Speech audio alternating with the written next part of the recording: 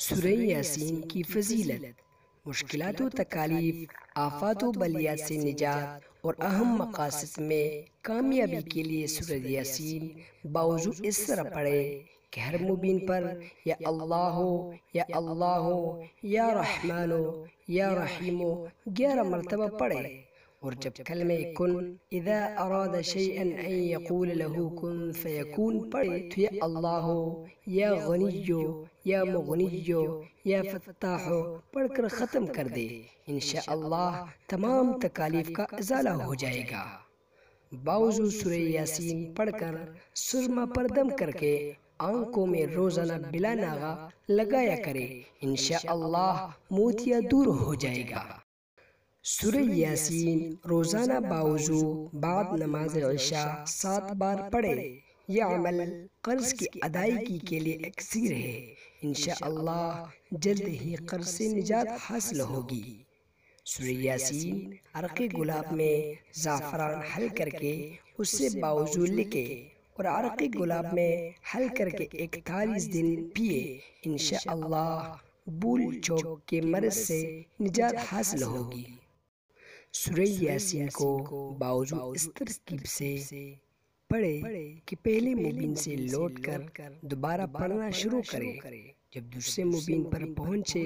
تو پھر لوٹ کر شروع سے پڑھے، اسی طرح 7ویں مبین پر پہنچے تو لوٹے بغیر سورت ختم کر لے، پھر پانی پر دم کر کے مریض کو پلائے۔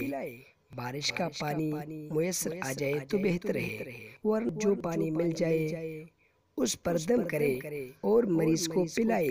یہ عمل 11 روز تک کرے، انشاءاللہ تعالی دل کے مرض سے نجات حاصل ہوگی۔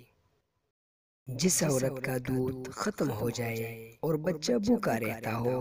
تو سورہ یاسین کسی چینی کے پلیٹ پر یا کاغذ پر لکھے اور پانی میں گھول کر عورت کو پلائے، انشاءاللہ تعالی عورت کا دودھ زیادہ اور بچہ سیر ہوگا۔ دل کی سختی دور کرنے اور دل میں نرمی اور شفقت پیدا کرنے، گناہوں سے بچنے اور بزرگوں کی نصیحت پر عمل کرنے کے لیے سورہ یاسین باوضو کسی چینی کی پلیٹ یا کاغذ پر لکھے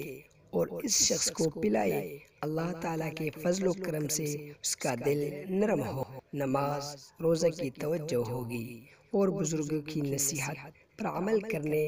کے لیے دل آمادہ ہوگا۔ خشک سالی سے نجات اور باران رحمت طلب کرنے کے لیے باوضو سورہ یاسین 75 بار یا 41 بار پڑھے، انشاءاللہ تعالی باران رحمت خوب برسے گی اور فصل اور کھیتی خوب سیراب ہوگی۔ اگر کوئی شخص قید میں ہو اور اس کی رہائی ناممکن یا مشکل ہو تو باوضو